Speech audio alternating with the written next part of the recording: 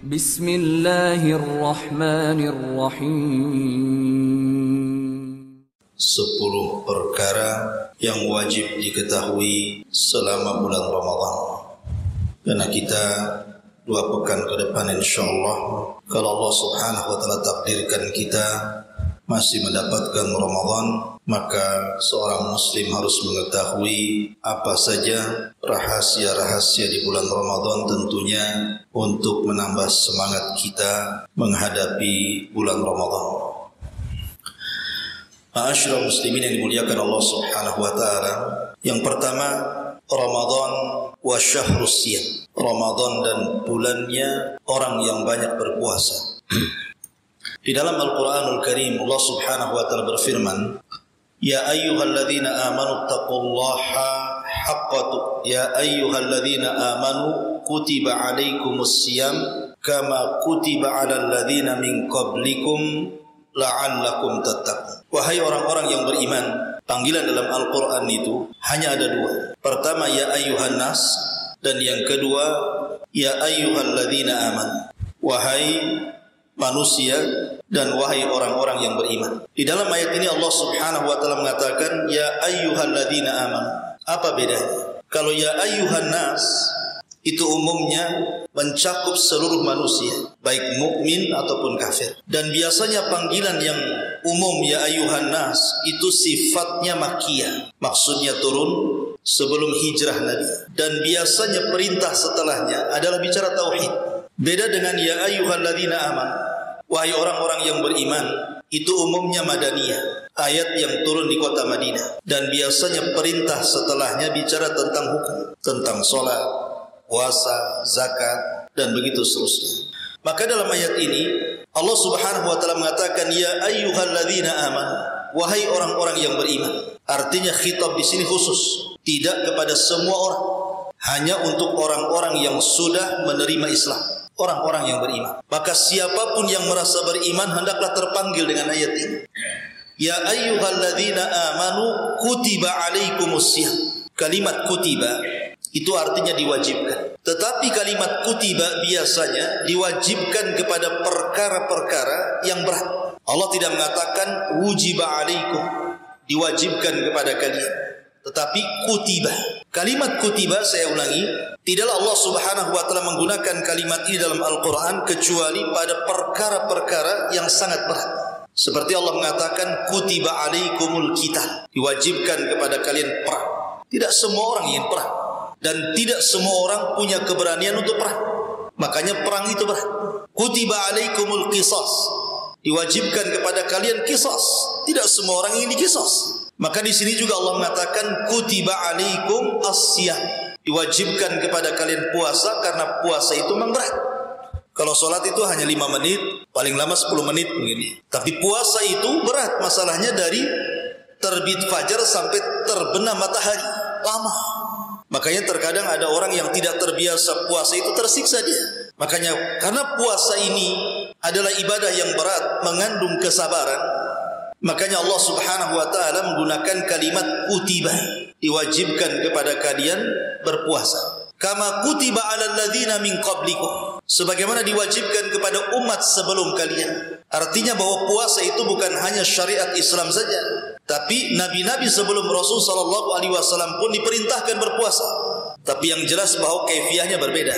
Sebagaimana sabda Nabi sallallahu alaihi wasallam, farqu ma baina siyamina wa siyami ahlil kitab akalatas sahur. Perbedaan puasa kita dengan ahli kitab Yahudi dan Nasrani dimakan sahur. Kita ada sahur, mereka tidak. Artinya bahwa perintah wajibnya sama puasa, tapi caranya masing-masing nabi itu punya cara sendiri-sendiri sesuai dengan syariat mereka. La'allakum tattaqun, agar kalian bertakwa. Jadi inti puasa itu adalah husulut taqwa. Dan takwa itu kata Nabi SAW hahuna, sambil menunjuk ke dadanya. Takwa ini di sini. Jadi puasa itu bukan hanya semata-mata menahan lapar, menahan dahaga, menahan syahwat, tapi lebih daripada itu adalah membentuk seorang hamba menjadi hamba yang bertakwa kepada Allah Azza wa Jalla. Dan mencari ketakwaan di bulan Ramadan lebih mudah dibandingkan di luar Ramadan. Maka yang pertama adalah puasa. Lalu apa faedah puasa ini? Faedah puasa ini ikhwatu fiddin yang dimuliakan Allah Azza wa Jalla. Puasa ini adalah afdal al-ibadat as-sirriyah. Seutama-utama ibadah-ibadah yang tertutup. Ibadah kan dua macam. Ada ibadah yang sifatnya zahir, nampak. Seperti solat, nampak orang solat. Zakat, nampak bawa harta. Haji, nampak berangkat ke Mekah. Kemudian yang kedua ada namanya ibadah sirriyah. Ibadah yang tidak tampak seperti puasa. Macam mana tahu antum, saudara antum sedang puasa, caranya gimana coba? Kalau dia tidak ngomong saya sedang puasa, tidak tahu dia sedang puasa. Umpamanya hari Senin sekarang tadi, Anda tahu bahwa si anu sedang berpuasa? Tidak bisa. Apa tandanya orang yang berpuasa? Tidak ada. Pucat, jangan-jangan lagi sakit. Suka ngeludah, jangan-jangan sariawan. Pegang perut, jangan-jangan lagi sakit perut. Tidak ada tandanya. Kalau sholat kan nampak tuh takbiratul ikhramnya, rukunya. Haji juga sama. Karena dalam puasa itu ada sirrul ikhlas, rahasia keikhlasan kita dengan Allah Azza wa Jalla. Karena dalam puasa itu ada sirrul ikhlas, rahasia keikhlasan antara kita dengan Allah, maka pahalanya juga akan dilainkan sendiri. Makanya Nabi SAW mengatakan, kullu amal ibni adam lahu illa siyam, fa innahu li wa ana ajzi bihi. Setiap amalan anak hamba itu diberikan kepada hamba itu sendiri, kecuali puasa. Puasa itu untukku, kata Allah, dan aku yang akan membalasnya. Kenapa dirahasiakan? Karena memang ibadah puasa sendiri ibadah rahasia. Orang enggak tahu kalau kita enggak ngomong sedang berpuasa.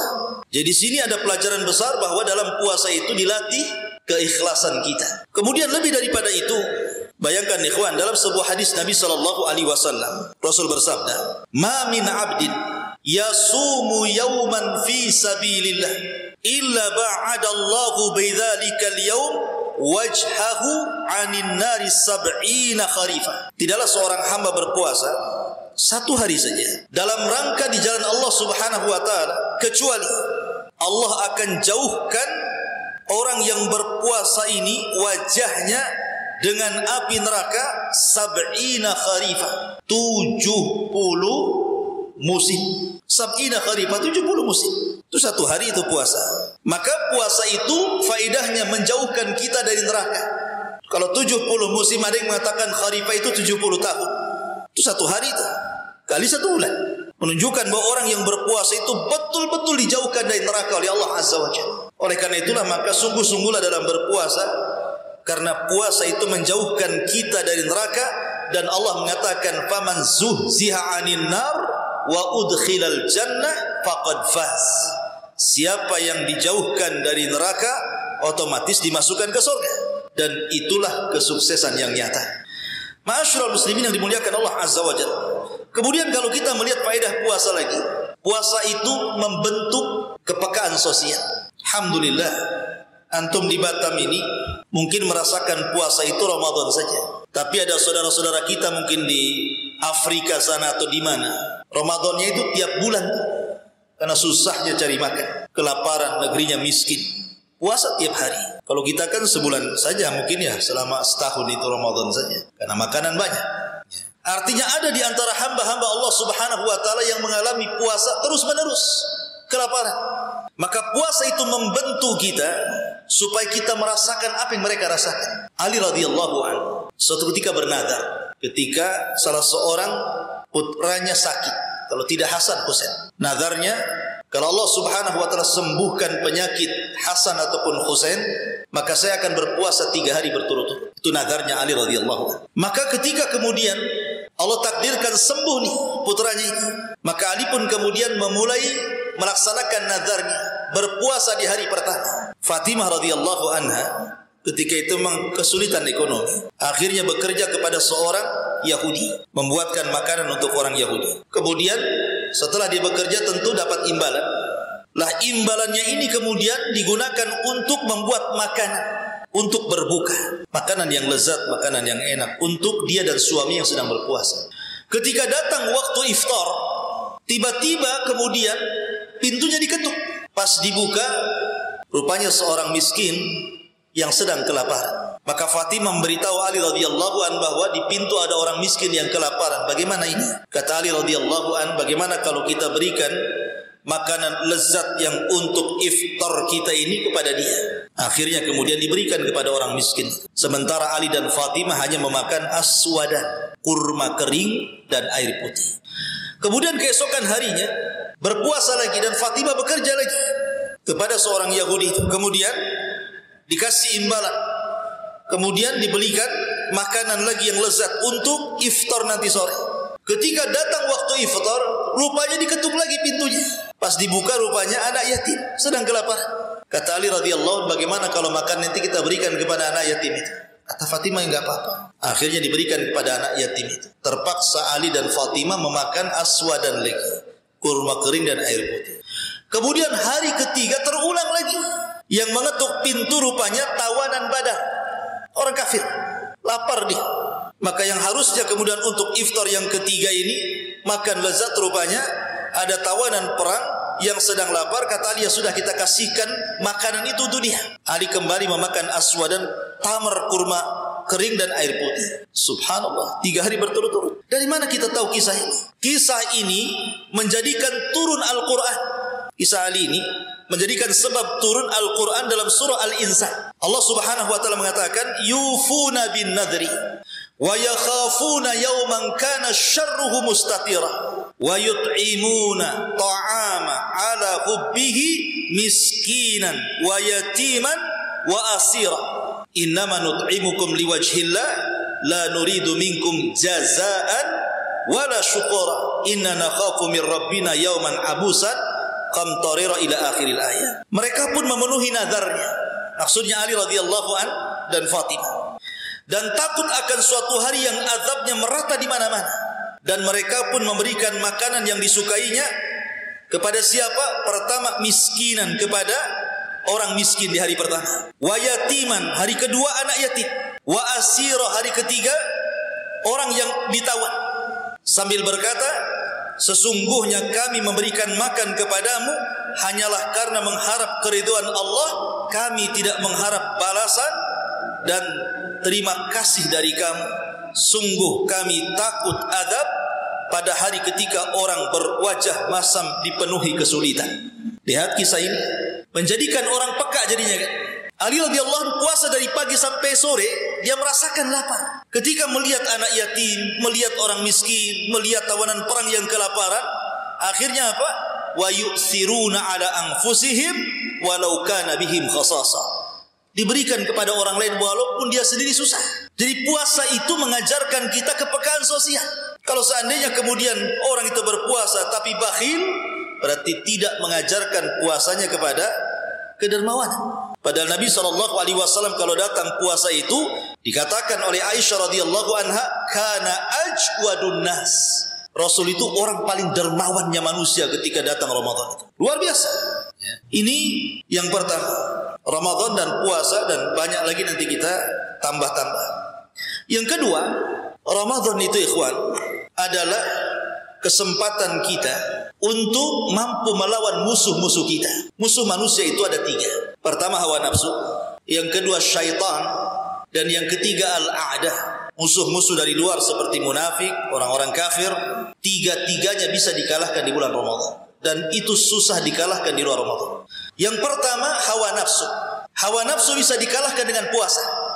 Hawa nafsu bisa dikalahkan dengan puasa. Wa nahan nafsa 'anil hawa fa innal jannata hiyal ma'wa. Kenapa hawa nafsu bisa dikalahkan dengan puasa? Perhatikan hadis Rasul. Rasul sallallahu alaihi wasallam bersabda, "Ya ma'syaras sabah, man istata'a minkumul ba'ah falyatazawwaj, fa innahu aghaddu lil basari wa ahsanu lil faraji." Wahai anak muda, kalau kalian sanggup menikah, menikahlah. Karena itu bisa menundukkan pandangan dan menjaga kemaluan. Faman lam yastati', kata Rasul, tapi kalau tidak bisa, fa'alaikum bisyam, maka wajib kalian untuk puasa. Kenapa? Fa innalahu wija, karena puasa itu benteng.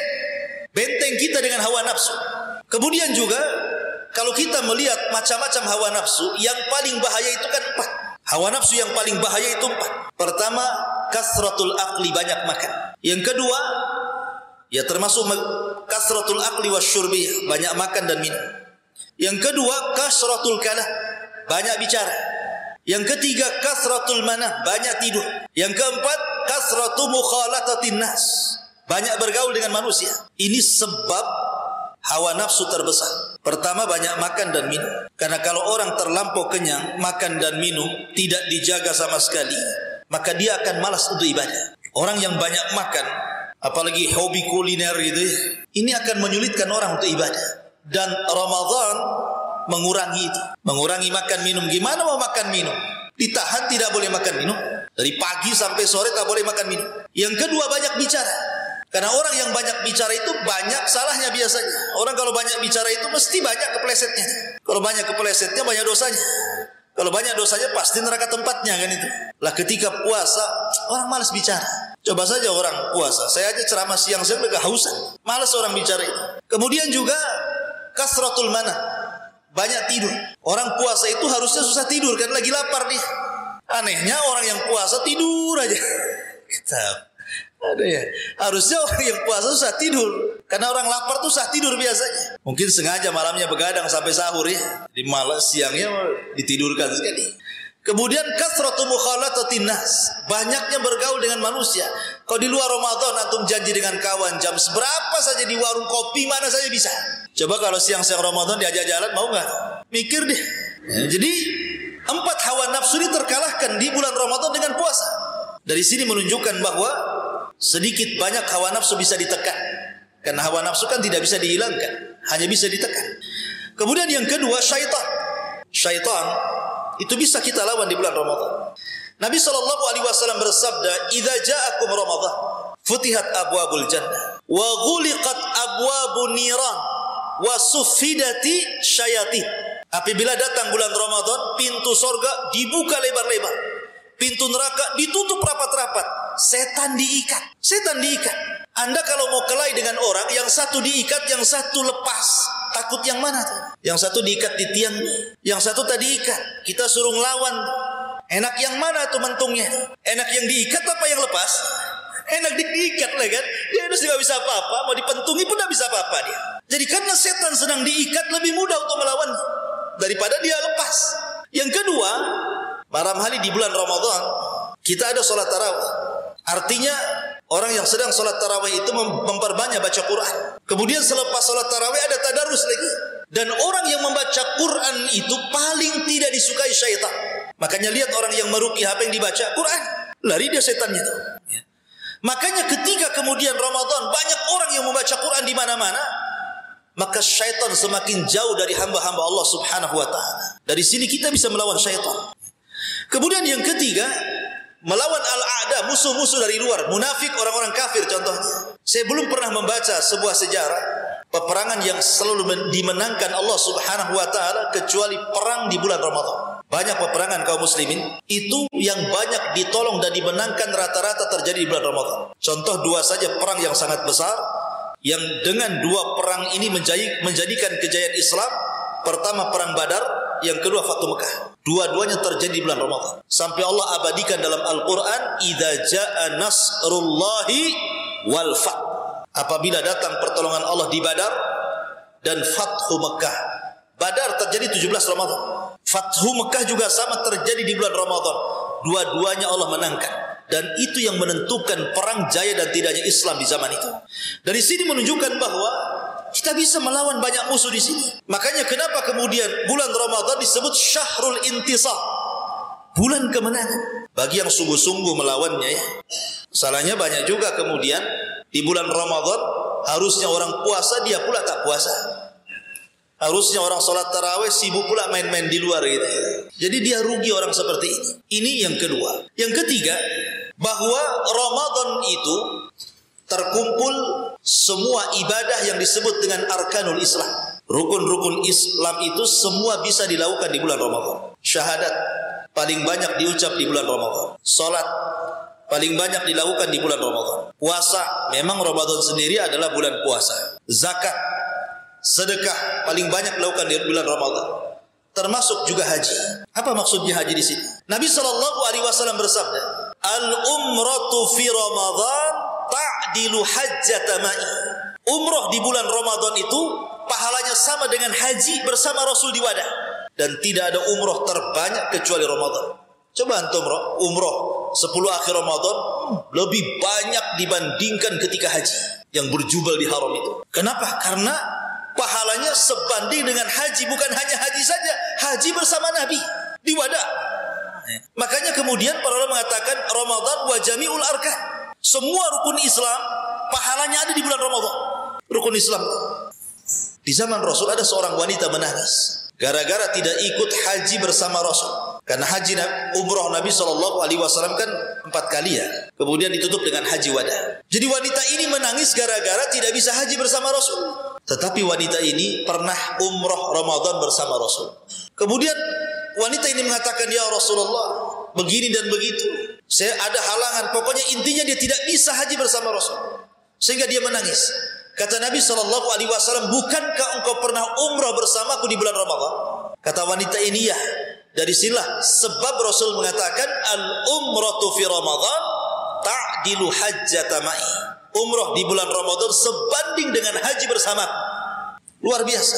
Ma'asyiral muslimin yang dimuliakan Allah Azza wa Jalla. Kemudian yang keempat. Yang keempat aja lah. Biar banyak. Yang keempat, Ramadan dengan mustajabu doa. Dengan mudahnya dikabulkan doa.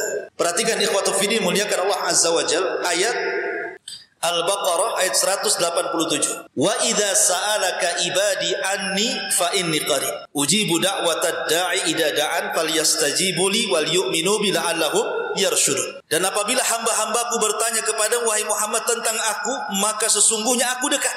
Aku kabulkan permohonan orang yang berdoa apabila dia berdoa kepadaku. Maka hendaklah mereka memenuhi perintahku dan beriman kepadaku agar mereka mendapatkan petunjuk. Ayat ini jawaban dari pertanyaan seorang sahabat kepada Rasul. Sahabat ini mengatakan, ya Rasulullah, arabbuna qaribun am ba'id? Rasul, Rabb kita ini jauh apa dekat sih sebenarnya? Rabb kita ini jauh apa dekat? Idza kana qarib fanunaji wa idza kana ba'id fanunadi. Kalau memang Rabb kita dekat, maka kita tinggal bisik-bisik saja. Tapi kalau Rabb kita jauh, kita tinggal memanggilnya. Jadi yang benar mana? Kita ini berdoa bisik-bisik, ataukah kita panggil dengan keras-keras? Maka turun ayat ini. Wa idza sa'alaka ibadi anni fa inni qarib. Muhammad, kalau ada hamba-hambaku bertanya soal diriku, katakan aku dekat. Aku tidak jauh. Tak perlu teriak-teriak doa itu. Aku ini dekat. Akulah yang mengabulkan setiap orang yang berdoa kepadaku. Perhatikan posisi Al-Baqarah 187 ini. Posisi surah Al-Baqarah 187 ini terapit di antara ayat puasa. Sebelum ayat 187 ini bicara tentang puasa. Setelahnya bicara tentang puasa dan dia berada di tengah-tengah. Coba perhatikan kalau antum buka mushaf 184. Ya ayyuhalladzina amanu kutiba alaikumus syiyam kama kutiba alal ladzina min qablikum la'allakum tattaqun sampai 186. Syahrul Ramadan alladzi unzila fihil Qur'an. Baru setelah 187-nya wa idza sa'alaka ibadi tadi. Apabila hambaku bertanya soal aku, katakan aku dekat. 188-nya uhillat lakum lailatas siyam arrafathu ila nisaikum. Dihalalkan kepada kalian malam bagi orang yang berpuasa boleh melakukan hubungan suami istri. Artinya ayat tentang kedekatan Allah itu diapit dengan ayat-ayat Ramadan, baik sebelum atau sesudahnya. Apa faedahnya? Menunjukkan bahwa kedekatan Allah di bulan Ramadan lebih dekat dengan hambanya dibandingkan di luar Ramadan. Dan pengabulan doa Allah Subhanahu wa ta'ala kepada hamba-hambanya di bulan Ramadan lebih mustajab dibandingkan di luar Ramadan. Karena Ramadan bulan suci. Makanya kenapa Ramadan itu bulan doa, terutama di 3 waktu kata para ulama. Memang Ramadan itu mau siang mau malam itu ibadah. Siangnya kita puasa, mustajab doa. Malamnya qiyamul lail, qiraatul Quran, mustajab doa. Tetapi kata para ulama, ada 3 waktu penting di bulan Ramadan, jangan pernah ditinggalkan untuk doa. Pertama, Rasul mengatakan lis-shaimi da'watun la turad. Bagi orang yang berpuasa ada tempat doa yang tidak mungkin dibantah Allah. Kapan itu? inda fitrihi, menjelang berbuka. 5 menit, 10 menit menjelang berbuka, itu waktu mustajab itu. Dan Nabi SAW bersabda, lillahi utaqa'u minan nar fi kulli lailatin min Ramadan. Allah Subhanahu wa taala setiap malam di bulan Ramadan itu memerdekakan hamba-hambanya dari api neraka, dan itu dimulai saat berbuka. Kapan Allah membebaskan hamba-hambanya dari api neraka di malam hari? Itu dimulai saat berbuka. Dari situlah para ulama menasihati kita, kalau Anda hendak berdoa menjelang berbuka, itu doa yang paling baik, mintalah itkun minan nar. Minta supaya kita dibebaskan dari neraka. Ya Allah, bebaskan saya dari neraka. Ya Allah, bebaskan istri saya dari neraka. Ya Allah, bebaskan orang tua saya dari neraka. Ya Allah, bebaskan anak saya, semua yang saya cintai dari neraka. Itu doa terbaik ketika menjelang berbuka itu. Karena itu waktu Allah membebaskan kita dari api neraka. Coba bayangkan kalau seandainya Allah takdirkan di antara kita yang dibebaskan dari api neraka, maka selamanya dia tidak mungkin masuk neraka, karena sudah dicatat. Yang kedua, sepertiga malam. Nabi SAW mengatakan, yanzilu rabbuna ila sama'i dunya fi kulli thuluthil lailil akhir wa dhalika kulla lailatin. Faqala Allah azza wa jal, man yad'uni fa astajibalah, wa man yas'aluni fa u'tiyah, wa man yastaghfiruni fa aghfiralah. Allah itu turun pada sepertiga malam akhir, dan itu setiap malam. Kemudian Allah berfirman, siapa yang berdoa ku kabulkan, siapa yang meminta ku beri permintaannya, siapa yang minta ampun pasti ku ampuni dosa-dosanya. Dan orang yang berpuasa di bulan Ramadan, saya yakin pasti setiap sepertiga malam bangun. Tidak mungkin tidak bangun. Kalau nggak bangun nggak sahur lah. Karena sahur itu waktunya di sepertiga malam. Mulai jam 2 sampai subuh gitu kan. Itu kan sepertiga malam. Artinya bahwa kalau Anda di malam-malam biasa, selain Ramadan lah ya, untuk bangun sepertiga malam itu tidak bisa kecuali karena kebelet kencing. Dingin, kebelet kencing gitu ya, baru bangun. Masuk kamar mandi, balik lagi ke kamar. Tapi kalau Ramadan, walaupun kita tidak bangun, pasti ada yang bangunkan. Apalagi di desa ada obrok-obrok gitu kan. Biasanya kan anak-anak kecil itu biasanya tangtong-tangtong gak jelas itu. Gak bangun pun dibangunkan coba. Masjid-masjid teriak-teriak sahur, sahur. Apalagi ada itu pakai lagu pula kan gitu. Gak bangun pun dibangunkan coba. Nikmatnya gimana kita? Lah artinya ketika kita diberikan kesempatan bangun di sepertiga malam, dan itu setiap malam, di situ Allah memberikan kesempatan loh. Siapa yang berdoa dikabulkan, siapa yang meminta diberi, siapa yang minta ampun diampuni. Cobalah waktu sahur itu 5 menit, 10 menit, apa susahnya angkat tangan ke langit, minta supaya diampuni dosa-dosanya. Mintalah, terserah apa permintaan kita. Itu waktu mustajab itu. Ini yang kedua. Yang ketiga, ba'da salatil fajri ila tulu'is syamsi. Selepas subuh sampai terbit matahari meninggi 1 tombak. Itu waktu berkah. Rasul bersabda, Allahumma barik li ummati fi bukuriha. Ya Allah, berkahi umatku di waktu paginya. Itu waktu berkah, ikhwan. Makanya kata para ulama, siapa yang tidur setelah subuh sampai lewat terbit matahari, tidak akan diberkahi hartanya, tidak akan diberkahi keluarganya, tidak akan diberkahi kehidupannya. Padahal berkah itu yang kita cari selama hidup. Makanya banyak lafaz-lafaz berkah yang sering kita ucapkan ketika kita mengucapkan salam, Assalamualaikum warahmatullahi wabarakatuh. Wabarakatuh itu berkah artinya. Kalau Anda biasa kunut subuh umpamanya atau kunut witir, wabarik lana fima a'tait. Ya Allah, berkahi atas apa yang kau berikan kepada kami.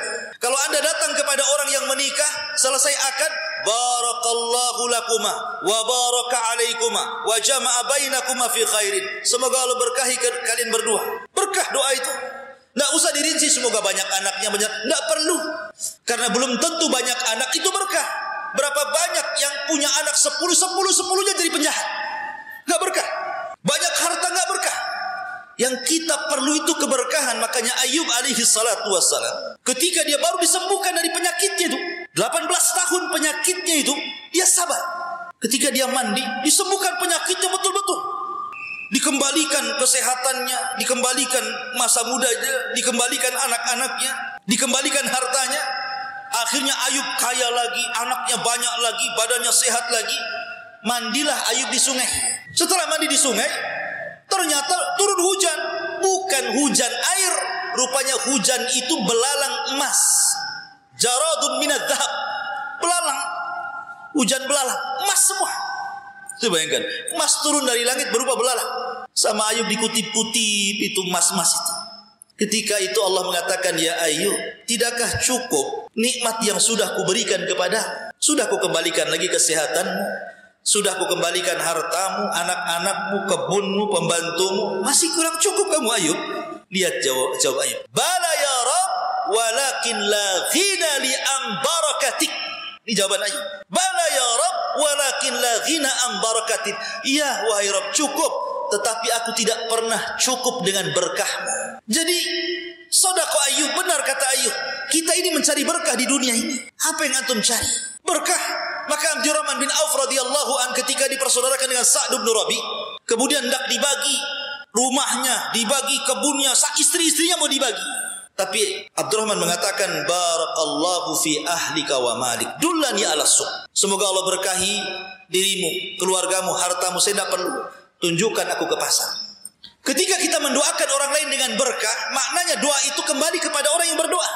Maka Abdurrahman pun masuk pasar, selang beberapa waktu sukses dia dagangnya. Akhirnya menjadi orang yang paling kaya di kota Madinah dan yang paling berkah hartanya. Maka berkah itu sesuatu yang kita cari. Lah di bulan Ramadan ada waktu berkah.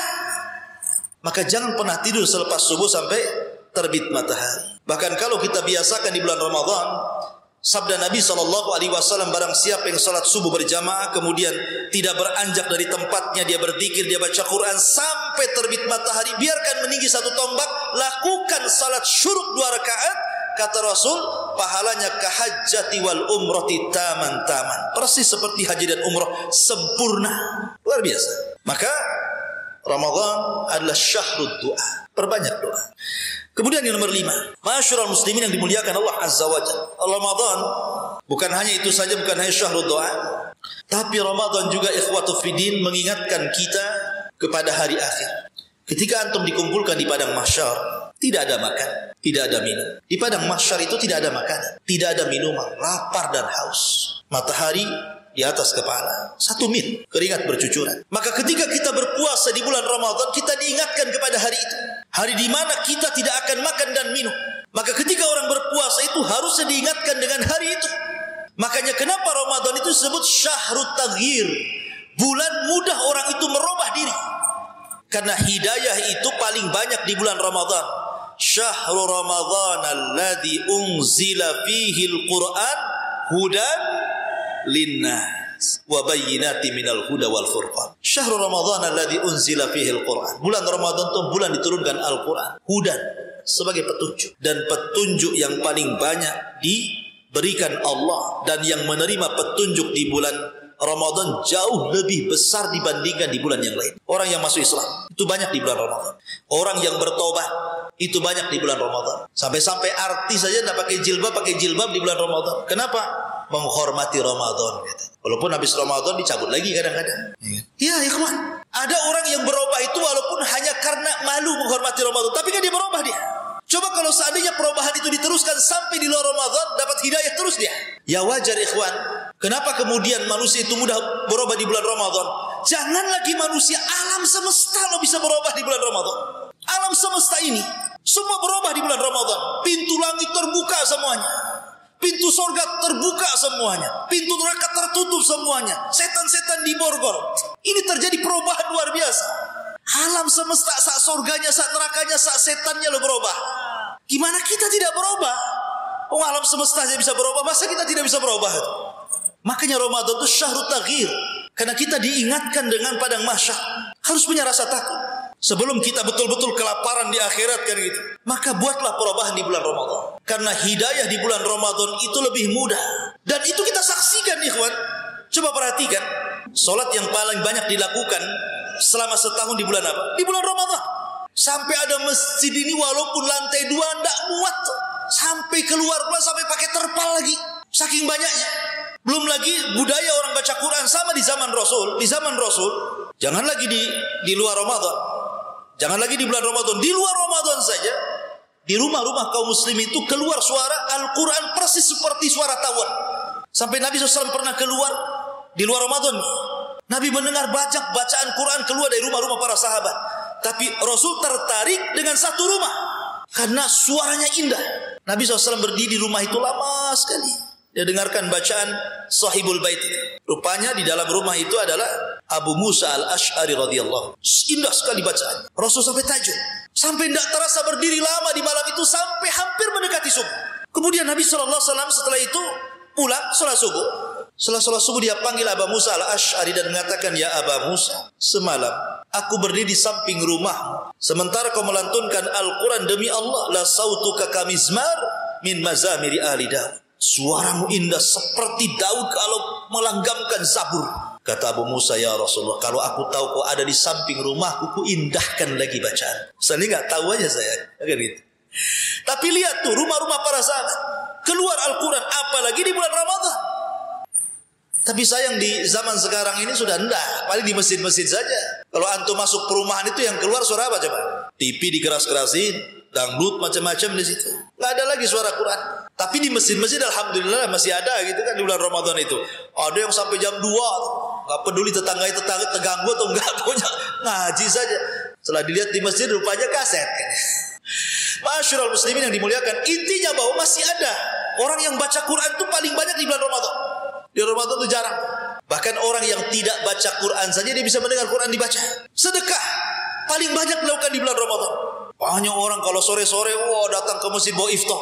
Luar biasa. Karena Rasul mengatakan, man fattara saim, barang siapa yang beri makan orang yang berpuasa, kana lahu ajru saim, maka dia dapat pahala orang yang berpuasa. Berbondong-bondong orang yang datang ngantar iftar ke masjid sampai dijadwal di perumahan itu. Coba kalau di luar Ramadan, mikir dia bawa-bawa makanan ke masjid. Kenapa? Karena lihat pahala yang luar biasa. Hidayah ada di situ. Maka Ramadan kesempatan syahrut taghyir, merubah akhlak. Ya. Makanya Ramadan itu madrasah penggemblengan kita. Ketika di luar Ramadan minimalnya adalah bekas-bekas Ramadan. Kemudian yang nomor berapa Pak Rasul? Nomor 6. Nomor 6. Hah? Nomor 7. Nomor 6 saja lah. Baik. Nomor 6. Ramadan ini ikhwatu fiddin yang dimuliakan Allah Subhanahu wa taala adalah pelajaran besar nih namanya Ar-Ramadan wal Khawatim. Ramadan itu ada pelajaran besar tentang pentingnya memperhatikan akhir dari kehidupan kita. Karena orang itu bukan dilihat di awal, bukan dilihat di tengah, tapi dilihat di akhir. Al-a'mal bi khawatimiha. Amal itu ditentukan akhirnya. Makanya ada istilah husnul khotimah atau su'ul khotimah. Coba kita perhatikan Ramadan. Ramadan ini kalau kita bagi 3, pakai kaidah taslis bagi 3. 10 awal, 10 tengah, 10 akhir. Mana yang lebih afdal? 10 akhir. Yang paling afdal dari Ramadan itu 10 akhir. Kenapa? Karena di 10 akhir ada Lailatul Qadar. Yang tidak ada di 10 awal, 10 tengah. Dan Rasul mengatakan, iltamisu Lailatul Qadri fi ashril awakhir min Ramadan. Carilah Lailatul Qadar di 10 akhir Ramadan. Tepatnya di tanggal-tanggal ganjil. 21, 23, 25, 27, 29. Taib kita urut dari hari dulu. Hari ini satu hari 24 jam itu. Kalau kita urut dari terbit matahari, sepertiganya dari pagi sampai zuhur. Sepertiga tengah dari zuhur sampai isya. Sepertiga akhirnya dari isya sampai ke subuh. Mana yang lebih afdal? Dari isya sampai ke subuh. Kenapa? Karena di situ ada sepertiga malam. Allah turun ke langit dunia. Kita masuk ke minggu. Bumi diciptakan hari Ahad dan diakhiri hari Jumat. Kita bagi 3. Minggu atau Ahad, Senin. Ini sepertiga pertama. Kemudian Selasa, Rabu. Ya kan? Kamis, Jumat. Berarti yang akhirnya di Kamis dan Jumat kan? Karena Sabtu kan tidak. Karena cuma 6 hari penciptaan langit dan bumi itu. Dimulai dari Ahad, diakhiri hari Jumat. Itulah penciptaan langit dan bumi. Berarti ketemunya Kamis dan Jumat itu di akhir. Di situ ada puasa Kamis dan Jumat sendiri adalah pemimpinnya hari. Di situ diciptakan Adam, di situ Adam dimasukkan ke sorga, di situ Adam dikeluarkan dari sorga, di situ kiamat dibangkitkan kan itu. Ini kalau hitungan minggu, tetap yang paling akhir yang afdal. Hitungan bulan. Hitungan bulan dimulai daripada Muharram, itu kan 1, bulan 1. Muharram itu bulan 1 kan. Kalau kita hitungan bulan dibagi 4, dibagi 3 jadi 4 bulan, 4 bulan, 4 bulan. Maka ketemunya kalau 4 bulan pertama Ashhurul Hurum cuma dapat 1. Bulan Muharram itu Ashhurul Hurum. Kemudian 4 bulan tengah juga sama Ashhurul Hurumnya cuma dapat 1, Rajab. Tapi 4 bulan terakhir Asyhurul Hurumnya 2 plus dengan Ramadan. Dimulai daripada Ramadan, Syawal, Dzulqa'dah, Dzulhijjah. Karena nanti ketemu Muharram lagi. Berarti 4 akhir dari bulan dibagi 3 itu ketemunya Ramadan, Syawal, Dzulqa'dah, Dzulhijjah. Bayangkan, pertama Ramadan, bulan suci. Kemudian Dzulqa'dah, bulan suci. Kemudian Dzulhijjah, bulan suci. Menunjukkan bahwa kalau cerita tahun pun yang akhir yang baik. Atau umur antum, umur kita nih, ada namanya umur dari bayi sampai 15 tahun. Itu mulai, ini yang pertama. Karena baliknya orang 15 tahun ke laki-laki. Kemudian dari 15 tahun ke 40. Kemudian dari 40 ke 70. Mana umur yang paling baik? 40 ke atas itu umur yang paling baik. Karena itu yang menentukan husnul khotimah atau su'ul khotimah. Maka Ramadan juga sama. Ada 10 awal, 10 tengah, 10 akhir. Maka 10 akhir itu menjadikan kita ambil faedah tentang pentingnya al-a'mal bi khawatimiha. Amal itu ditentukan akhirnya. Amal itu ditentukan akhirnya. Tapi kenyataannya terjadi gimana? Justru orang-orang di zaman sekarang Ramadan itu ditentukan awalnya. Wah, penuh kalau awal itu. Sandal pun sampai tumpuk-tumpuk tuh. Nah, mulai 10 tengah, mulai itu terpalnya digulung di luar, mulai masuk. 10 akhir Ramadan pindah pula ke mall. Nggak ada lagi di masjid. Tinggal berapa sop saja orang pilihan. Harusnya kan terbalik. Hari pertama biasalah, hari kedua makin ramai, hari ketiga harusnya ramai sekali kan begitu ya. Udah 10 akhir Ramadan tuh harusnya masjid-masjid manapun harus ramai harusnya. Karena bagaimanapun amal itu ditentukan akhirnya. Harusnya di sini ada pelajaran bahwa ketika 10 akhir adalah terbaik daripada 10 awal dan tengah, maka di sini ada kaidah ar-Ramadan wal khawatim. Ada pelajaran bahwa ingat sesuatu yang akhir itu sebagai penentu. Maka Anda yang usianya sudah 40 tahun, hati-hati. Anda itu sedang menentukan nasib antum di dunia. Kalau di usia 40 tahun belum sadar juga, naudzubillah, susah untuk diberikan taufik. Tapi kalau seandainya umur segitu sudah diberikan taufik, dapat hidayah, mudah-mudahan Allah Subhanahu wa taala terus menuntun sampai husnul khatimah. Ma'asyiral muslimin yang dimuliakan Allah Azza wa Jalla, ini yang ke-6, yang ke-7. Ramadan wa syahrul Quran. Ramadan itu adalah bulan Al-Quran. Tadi saya katakan, Allah Subhanahu wa taala mengatakan syahrul Ramadan unzila fihil Quran. Bulan Ramadan itu bulan diturunkan Al-Quran. Subhanallah. Orang membaca Quran itu satu huruf saja dapat 10 kebaikan. Satu huruf ya. Sementara di bulan Ramadan itu para ulama dulu sampai menghatamkan siangnya sekali, malamnya sekali. Berarti kalau 30 hari berarti sampai 60 kali itu dihatam Quran. Seperti Imam Syafi'i contohnya, atau Imam Bukhari, atau imam yang lain. Dan budaya membaca Quran juga alhamdulillah masih ada. Di bulan Ramadan tuh ramai orang baca Quran. Tetapi ya ada yang baca Quran setengah-setengah gitu kan. Ya yang penting baca gitu kan. Ada yang betul-betul ngejar target, memang harus hatam gitu ya. Makanya Imam Malik itu kalau datang bulan Ramadan dia tidak pernah mentahdits. Artinya membuka majelis hadis, tidak. Dia tutup majelisnya, dia ke Quran. Dia baca Quran saja. Kalaupun ada sebagian ulama yang membuka daras, membuka pelajaran, maka yang dibuka tafsir Quran. Ya. Karena memang Ramadan itu bulannya Al-Quran. Syahrul Ramadan alladzi unzila fihi al-Quran. Dan Al-Quran itu mengangkat segalanya. Al-Quran itu mengangkat segalanya. Innallaha yarfa'u bihadzal kitaba aqwaman, kata Rasul. Dengan Al-Quran itu terangkat beberapa kaum. Bagaimana tidak, ikhwan? Ketika Al-Quran dibawa oleh Jibril, maka Jibril menjadi pemimpin para malaikat. Ketika Jibril menurunkan Al-Quran kepada Nabi SAW, maka Nabi SAW menjadi pemimpin para nabi. Ketika Al-Quran turun di malam Lailatul Qadar, maka malam itu menjadi pemimpin seluruh malam dalam setahun. Ketika Quran turun di bulan Ramadan, maka Ramadan menjadi sayyidus syuhur, pemimpinnya bulan-bulan dalam 12 bulan. Semua terangkat. Jibril terangkat, Rasul terangkat, malam terangkat, bulan terangkat. Luar biasa Quran ini. Coba Anda bisa bayangkan kalau seandainya gara-gara Al-Quran Jibril menjadi pemimpin para malaikat, Rasul menjadi pemimpin para nabi dan Rasul, Lailatul Qadar menjadi malam terbaik, bulan Ramadan menjadi bulan terbaik, kemudian Quran masuk di dada-dada antum semuanya. Jadi apa nantinya? Kata Nabi SAW, khairukum man ta'allamal Qur'ana wa 'allamahu. Maka sebaik-baik kalian adalah orang yang belajar Al-Quran dan mengajarkan Al-Quran. Orang itu akan terlahir menjadi baik. Makanya di zaman Nabi SAW kalau Rasul mengutus sariyah, mengutus Sariyah. Sariyah itu pasukan yang tidak dipimpin Nabi.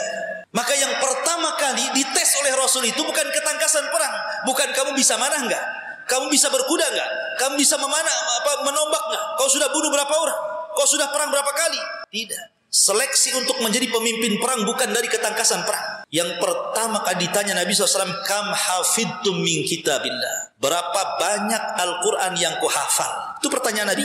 Maka pasukan mengatakan, ana hafidtu surat kada wa kada, saya hafal surat ini dan itu wahai Rasul. Yang lain mengatakan saya hafal surat ini. Maka Nabi SAW ketika ada sahabat yang paling banyak hafalannya di antara pasukan, apa kata Rasul? Idzan anta imamuhum, kalau begitu engkau yang pantas memimpin mereka. Jadi barometer di zaman Rasul menjadi pemimpin perang itu bukan karena lihainya dalam siasat dan strategi perang, tapi yang pertama ditentukan berapa banyak hafalanmu Al-Quran itu. Kenapa? Karena kemenangan itu ada di Quran. Kemenangan itu ada di Quran. Maka di zaman Rasul ada sahabat yang paling banyak hafalan Qurannya kemudian dijadikan pemimpin. Peranglah orang ini. Ketika perang namanya pemimpin perang karena dia juga banyak hafalan Qurannya, juga pemimpin sholat. Masalahnya ketika sholat yang dibaca si kulhu lagi. Rekat pertama kulhu, rekat kedua kulhu. Rekat pertama kulhu lagi, rekat kedua kulhu lagi. Jadi sahabat ini heran, orang ini paling banyak hafalannya, kenapa itu terus yang dibaca? Akhirnya protes. Tapi kata pemimpin mereka, kalau kau tidak suka dengan aku menjadi imam gara-gara membaca qul huwallah terus, silakan ambil imam di antara kalian. Tapi mereka tidak mau melanggar perintah Rasul, karena bagaimanapun yang memimpin perang dia pula yang memimpin sholat masalahnya. Akhirnya selepas pulang lapor kepada Rasul, ya Rasul, pemimpin kami ini aneh, sholatnya asyik qul hu terus gitu kan. Akhirnya dipanggilah dan mengatakan, apa yang mencegahmu untuk membaca surat yang lain wahai fulan? Maka orang ini mengatakan, karena saya fa inni uhibbuha ya Rasulullah, karena saya suka dengan surat itu. Sama dengan kita suka juga, ya. Kenapa? Kata Rasul, karena dalam surat itu terdapat nama-nama Allah yang agung. Qul huwallahu ahad, hus-samad, ya kan? Allah itu kan nama-nama Allah yang agung. Maka Rasul mengatakan, hubbuka iyyaha adkhalakal jannah, kecintaanmu kepada surat ini insyaallah menyebabkan kamu masuk surga, kata Rasul.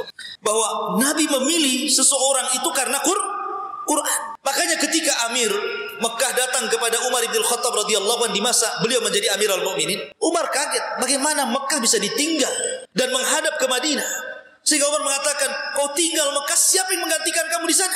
Kata Amir Mekah ini mengatakan, Abdurrahman ibn Abza wahai Amirul Mukminin. Tenang, ada wakilku namanya Abdurrahman bin Abza, dia yang mewakiliku untuk memerintah kota Mekah. Umar tak tahu siapa Abdurrahman bin Abza, wakil gubernur gak tahu Umar. Kata Umar, siapa Abdurrahman ibn Abza itu? Maka Amir Mekah mengatakan, dulu dia mantan budak wahai Amirul Mukminin, kemudian ku merdekakan, akhirnya ku jadikan dia wakilku. Kata Umar, apa tidak ada orang merdeka? Kenapa mesti mantan budak? Maka dia mengatakan, ya Amirul Mukminin, fa innahu alimun bi kitabillah. Jangan salah Umar, orang itu Ibnu Abza, Abdurrahman ibn Abza itu alim pakarnya Quran. Maka Umar langsung mengatakan, sadaqallah, sadaqa Rasulullah alladzina qala innallaha yarfa'u bihadzal kitab aqwam. Sungguh benar ucapan Rasul yang mengatakan sungguh Allah mengangkat derajat seseorang karena Al-Quran. Quran itu mengangkat derajat. Tapi di zaman sekarang tidak. Zaman sekarang ini para penghafal Quran itu sudah tidak dimuliakan. Contoh ringan yang sering saya contohkan kepada antum. Kalau antum punya anak perempuan, dilamar 2 orang, satu hafidul Quran tapi miskin, satu dokter gaji 1 miliar. Kira-kira milih mana? Milih dokter lah, gaji 1 miliar. Ini yang hafal Quran nanti aja lah kalau ada adiknya lagi. Kalau ada adiknya lagi. Enggak lagi. Dokter kalau sekali ngasih saran gitu ya, konsultasi, bayar mahal. Sebentar aja dia. Oh penyakitmu ini, obatnya ini. 5 menit, 50 ribu. Belum resepnya. Hanya ngasih resep, belum obatnya. Antum WA saya, Ustaz, tanya apa hukum puasa? Puasa Ramadan dia wajib. Tak ada ngirim pulsa pun tak ada. Kacau. Konsultasi agama loh. Padahal agama yang menyelamatkan antum dari dunia. Tak ada orang gara-gara konsultasi saya ditransfer duit. Syukran Ustaz, jazakallah khairan. Atas jawabannya saya kirim 100 ribu. Wah enak tuh kalau Ustaz kayak gitu. Ini enggak ya. Soal dunia saja bayar mau ngeluarin tuh. Tapi akhirnya tak ada. Lihat gaji guru TPQ dengan gaji universitas itu yang ngajar matematika, ngajar apa-apa. Berapa gaji TPQ ini? Pada jelas-jelas ngajar akhirat loh, yang menjadikan orang selamat dunia akhirat. Makanya kalau di zaman dulu betul betul dimuliakan ulama. Agama dimuliakan. Makanya wajar kalau seandainya Allah mengatakan wa qala ar-rasul inna qaumi ittakhadhu hadzal qur'ana mahjura. Berkata Rasul, sesungguhnya kaumku nanti suatu ketika akan meninggalkan Al-Qur'an sedikit demi sedikit. Harusnya momen Ramadan adalah momen kita mengagungkan Al-Quran kembali. Karena itu bulannya Al-Quran. Ini yang nomor 7. Yang nomor 8. Bulan Ramadan adalah syahrul maghfirah. Bulannya mudah orang itu diampuni dosa. Ibadah vital di bulan Ramadan itu cuma 3. Ibadah pokok di bulan Ramadan. Pertama puasa, jelas. Yang kedua tarawih. Yang ketiga Lailatul Qadar. Kalau disebut Ramadan tidak lepas dari 3 perkara ini. Puasa, tarawih, Lailatul Qadar, kan itu. Perhatikan hadis Nabi SAW. Man shoma Ramadanan imanan wahtisaban ghufira lahu ma taqaddama min dhanbi. Man qama Ramadanan imanan wahtisaban ghufira lahu ma taqaddama min dhanbi. Wa man qama Lailatul Qadrin imanan wahtisaban ghufira lahu ma taqaddama min dhanbi. Barang siapa yang berpuasa, dia meyakini kewajibannya, beriman dengan kewajibannya, mengharap pahala Allah, diampuni dosa-dosanya. Barang siapa yang qama, maksudnya qama di sini salat tarawih, penuh dengan iman dan mengharap pahala Allah, diampuni dosa-dosanya.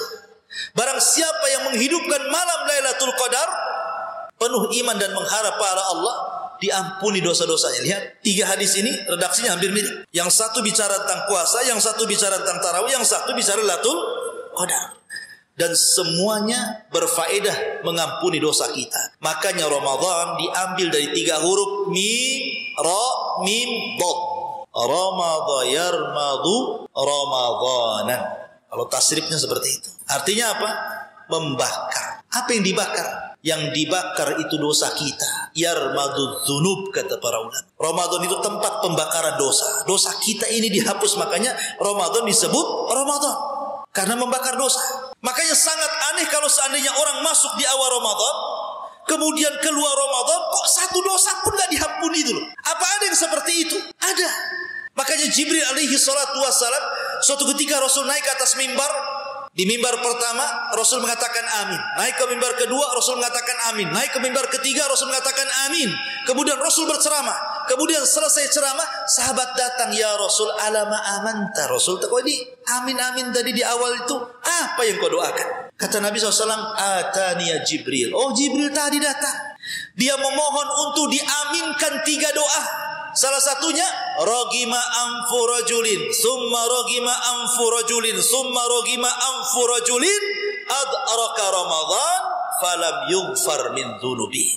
Celaka dan binasa, celaka dan binasa, celaka dan binasa. Orang masuk Ramadan keluar satu dosa pun gak ada yang diampuni. Maka Rasul mengatakan fakultu amin, ku aminkan kecelakaannya. Maka rugi kalau orang masuk Ramadan kok sebelum Ramadan, masuk Ramadan, setelah Ramadan kok sama saja. Gak ada pengaruhnya Ramadan itu. Kan banyak di masyarakat orang yang enggak, kayaknya biasa saja, enggak puasa itu kayak enggak beban dosa gitu kan. Ya, saya itu pernah melihat tukang bangunan tuh biasa aja makan minum gak jelas. Ya. Jadi kalau memang Ramadan tidak ada pengaruh sama sekali, rugi dia. Sudah nunggu setahun gitu ya, sudah sampai setahun yang ditunggu gak ada pengaruh.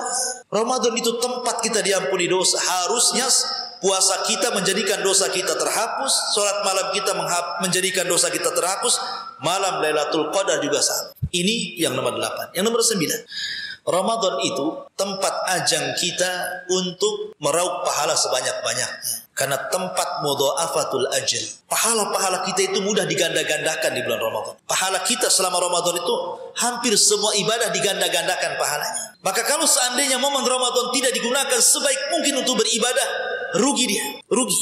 Karena ini tempatnya orang itu menggandakan pahala. Selama setahun mungkin kita lalai tidak membaca Quran, lalai tidak sholat malam, lalai tidak berzikir, lalai tidak puasa. Ini Ramadan kesempatan nih. Karena biasanya kalau ibadah rame-rame itu lebih mudah dibandingkan ibadah sendiri. Contoh qada Ramadan. Antum punya utang Ramadan nih, mau bayar itu sulit kayaknya. Jatuh-jatuhnya bulan Sya'ban, setahun. Itu kalau ingat. Tapi kalau ibadah rame-rame itu kan semangat tuh. Kayak puasa rame-rame kan semangat kita, walaupun lapar-lapar, malu juga kita mau buka. Minimalnya ada malu lah kan itu. Kalau tidak ikut tarawih sendiri kayaknya gimana gitu. Lah dari situ sebenarnya kita sudah dibantu untuk merangsang ibadah sebenarnya. Apalagi di bulan Ramadan itu ada satu malam yang menentukan takdir kita setahun yang akan datang. Lailatul Qadar. Dan Lailatul Qadar itu Allah hanya menyebutkan akhirnya, tidak menyebutkan awalnya kan. Salamun hiya hatta matla'il fajr. Disebutkan akhirnya waktu fajar, tapi tidak disebutkan awalnya. Inna anzalnahu fi lailatul qadr wa ma adraka ma lailatul qadr. Lailatul qadri khairum min alfi syahrin tanazzalul malaikatu warruhu fiha bi idzni rabbihim min kulli amrin salamun hiya hatta matla'il fajr. Tidak disebutkan awalnya, hanya disebutkan akhirnya waktu fajar. Lalu kapan awalnya Lailatul Qadar itu? Kata para ulama, malam itu terbagi menjadi dua. Ada malam indallah, ada malam indannas. Ada malam menurut Allah, ada malam menurut manusia. Kalau malam menurut kita ketika terbenam matahari, masuk malam, itu kata kita. Tapi indallah di sisi Allah beda. Nabi SAW bersabda, yata'aqabuna fikumul malaikatu malaikatul laili wa malaikatul nahar.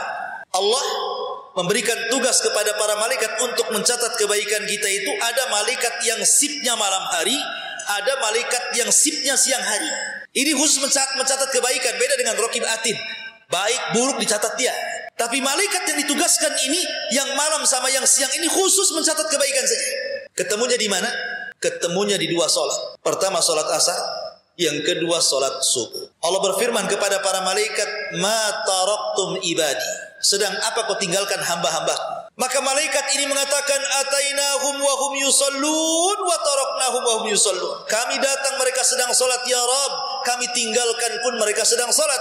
Maksudnya kami datang mereka sedang solat asar menurut malaikat siang, dan kami tinggalkan mereka sedang solat subuh. Kata malaikat malam, kami datang mereka sedang solat subuh ya Rabb, kami tinggalkan mereka sedang solat asar.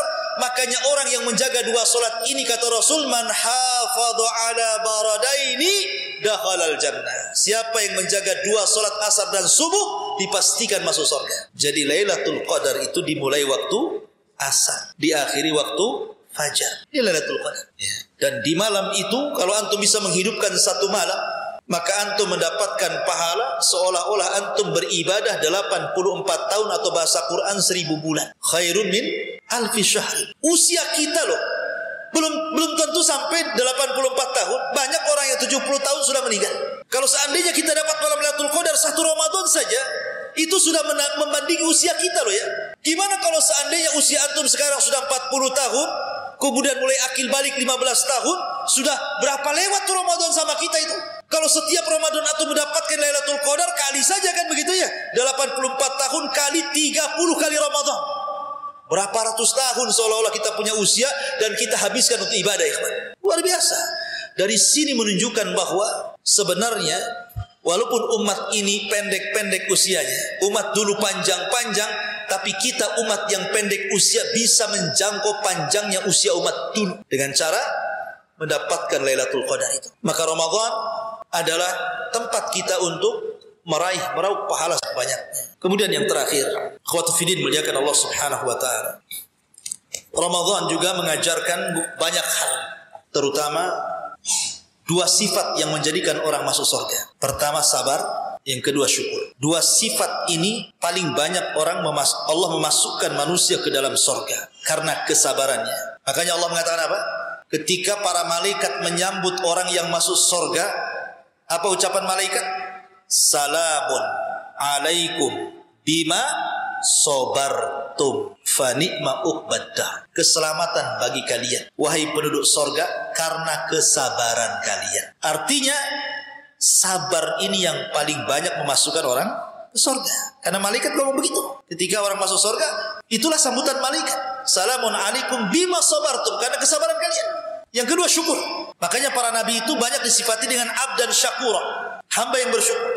Dan sabar bisa diraih dengan puasa, sementara syukur bisa diraih dengan qiyamul lail. Mana dalilnya? Ketika Nabi SAW sudah menua usianya, kemudian pecah-pecah kakinya, datang Aisyah radhiyallahu anha, ya Rasulullah, sudahlah, kau sudah tua, tengok kakimu bengkak-bengkak, cukupkan dengan yang wajib-wajib saja, tidak perlu lagi mengerjakan yang sunnah. Kata Nabi SAW, ya Aisyah, afala akuna abdan syakura. Wahai Aisyah, salahkah saya menjadi hamba Allah yang bersyukur? Ketika Aisyah meminta agar Rasul berhenti sholat malam, Rasul mengatakan tidak. Salahkah saya menjadi hamba yang bersyukur? Dari sini menunjukkan bahwa sholat malam itu melahirkan syukur, dan puasa itu melahirkan sabar. Dan sabarnya mencakup 3. Orang puasa itu mencakup 3 kesabaran. Sabar dalam menjalankan perintah, sabar dalam menjauhi larangan, sabar dalam menghadapi ketentuan qada dan qadar. Itu ada di puasa semua 3-tiganya. Sabar melaksanakan perintah untuk tidak makan, tidak minum sampai terbenam matahari. Sabar, karena ini perintah. Kemudian sabar untuk tidak terjerumus kepada larangan. Yang halal saja tidak boleh, apalagi yang haram. Menggauli istri itu halal. Siapa yang bilang haram? Tetapi dilarang. Di bulan Ramadan kan dilarang. Tidak boleh orang puasa menggauli istrinya. Yang halal dilarang. Bagaimana mungkin kemudian yang haram? Yang mubah saja dilarang. Makan minum itu kan mubah, tapi dilarang juga, apalagi yang haram. Kemudian ketika kita merasakan lapar, haus, itu takdir Allah Azza wa Jalla. Maka 3 kesabaran itu ada dalam puasa.